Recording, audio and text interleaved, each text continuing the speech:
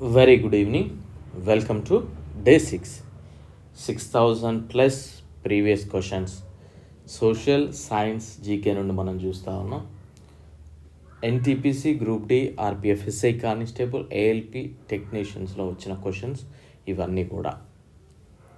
So మొదటిసారిగా మీరు follow అవుతున్నట్లయితే other classes కూడా చూడండి. నచ్చితే సబ్స్క్రైబ్ చేసుకొని బెల్ ఐకాన్ క్లిక్ చేసి ఫాలో అవ్వండి. అండ్ టెలిగ్రామ్ ఛానల్లో కూడా జాయిన్ అవ్వండి. ఇన్స్టాగ్రామ్ కూడా ఫాలో అవ్వండి. అండ్ మన యొక్క యాప్ లాస్ట్ బెంచెస్ అప్ అనే యాప్ని డౌన్లోడ్ చేసుకోండి. లింక్ డిస్క్రిప్షన్లో ఇచ్చాను. ఓకేనా? రైట్. సో మొదటగా ఇంగ్లీష్ ప్రిపేర్ చేసి దాన్ని తెలుగులో ట్రాన్స్లేట్ చేయడం జరిగింది. సో ఇక్కడైనా కొద్దిగా ట్రాన్స్లేట్లో మీకు కొద్దిగా కన్వీనియంట్గా లేకపోతే నాకు ఇన్ఫామ్ చేయండి. నేను ఎప్పుడైనా వీలున్నప్పుడు కరెక్షన్ చేస్తాను దాన్ని. రైట్. సో ఈ క్లాస్లో మనం 126 నుండి 150 వరకు నేర్చుకుందాం. బౌద్ధ మతము మరియు జైన మతం మధ్య ఏ సూత్రం సాధారణం కాదు? స్వీయ అణచివేత. మొదటి బౌద్ధ మండలి ఏ ప్రదేశంలో నిర్వహించబడింది? రాజగృహ. మగధ అనే లెసన్లో మనం చూసాం ఈ వర్డ్. బుద్ధుడు ఎక్కడ జ్ఞానోదయం పొందాడు? ఎక్కడంటే బోధ్గయలో జ్ఞానోదయం పొందాడు. మూడవ బౌద్ధ మండలి ఎక్కడ నిర్వహించబడింది? పాటలీపుత్ర. మొట్టమొదటిసారిగా పాటలీపుత్ర ఎవరి కాలంలో రాజధానిగా ఏర్పాటైంది అనేది తెలియజేయండి.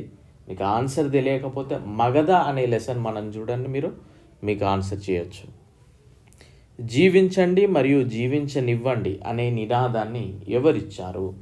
మహావీరుడు. మీరు జీవించండి, ఇతరులను కూడా జీవించనివ్వండి.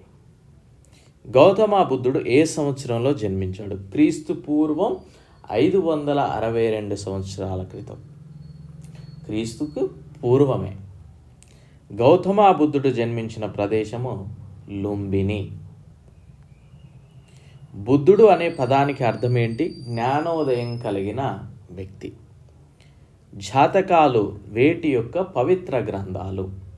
బౌద్ధ మతం. ఈ క్వశ్చన్ మల్టిపుల్ టైమ్స్ కూడా అడిగారండి. ఇది జాతకాలు వేటి యొక్క పవిత్ర గ్రంథాలు? బౌద్ధ మతానికి సంబంధించి. ఇక్కడ గౌతమ బుద్ధుడు జన్మించిన ప్రదేశం అడిగాడు ఎన్నోసార్లు, అండ్ జ్ఞానోదయం పొందిన ప్రదేశం అడిగారు మల్టిపుల్ టైమ్స్. భారతదేశంలోని ఏ రాష్ట్రంలో అత్యధిక సంఖ్యలో బౌద్ధ మత అనుచరులు ఉన్నారు? మహారాష్ట్రలో ఎక్కువ మంది ఉన్నారండి. మగధ మొదటి రాజధాని ఇది గిరిబ్రహ. దాన్ని రాజగృహ అని కూడా మనం పిలుస్తాము. నంద రాజవంశం పతనము తర్వాత మగధను ఏ రాజవంశం పరిపాలించిందంటే మౌర్యులు అండి. అలెగ్జాండర్ ది గ్రేట్ దండయాత్ర సమయంలో భారతదేశాన్ని పాలించిన రాజవంశం ఇది నంద రాజవంశం.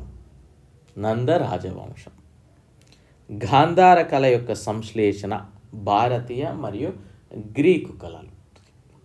అలెగ్జాండర్ ది గ్రేట్కు సమకాలీన భారత పాలకుడు ఎవరు? ధనానంద్.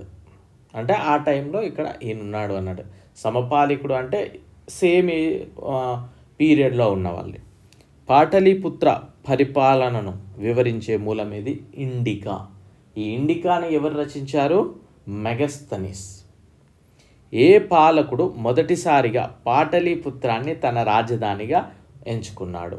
ఉదయన్. భారతీయ సమాజాన్ని మెగస్తనిస్ ఎన్ని తరగతులలో విభజించాడు? 7 అండి. 16 మహాజనపదాల జాబితా ఏ గ్రంథంలో ప్రస్తావించబడింది అని కనుక చూస్తే అంగత్తుర నికాయ. అర్థశాస్త్రం ప్రకారము సీతా భూమి యొక్క అర్థము దేనికి సంబంధించినది? భూమి ద్వారా సాగు చేయబడిన భూమి తెగలు. గొప్ప తమిళ ఇతిహాసమైన శిలప్పదికారము రచయిత ఎవరు? ఇలంగో అడిగ్గల్. శిలప్పదికారం రచయిత ఎవరు? ఇలంగో అడిగ్గల్. తమిళ ఇతిహాసం ఇది. ముద్ర రాక్షస అనే పుస్తక రచయిత ఎవరు? విశాఖ దత్. మెగస్తనిస్ రచించిన పుస్తకం ఇండికా. మౌర్యుల కాలంలో ప్రసిద్ధ విద్యా కేంద్రం ఏది? తక్షశిల అండి. తక్షశిల. కళింగను జయించిన తర్వాత అశోకుడు ఏ మతాన్ని స్వీకరించారు? బౌద్ధ మతం. సో అశోకుడు అనగానే బౌద్ధ మతం అన్నట్టు గుర్తుపెట్టుకోండి. ఓకే. సో ఇవి మనం ఈరోజు నేర్చుకున్న క్వశ్చన్. మీరు సపోర్ట్ చేయండి, లైక్ చేయండి, షేర్ చేయండి. లైక్ అండ్ షేర్ చేస్తూ ఉంటే నాకు కూడా టైం ఇన్వెస్ట్ చేయాలనిపిస్తుంది. మంచి కంటెంట్ అయితే రావడం జరుగుతుంది. మనం ఎప్పుడు వీడియో చేయడం లేట్ అవ్వచ్చేమో కానీ, బట్ చేస్తే మీకు యూస్ఫుల్ ఉన్న క్లాసెస్ చెప్పడం జరుగుతుంది. మీరు కొన్ని సంవత్సరాల నుండి చూస్తున్నారు, అది మీకు అర్థమై ఉంటుంది. So I wish you very good luck. Thank you. All the very best.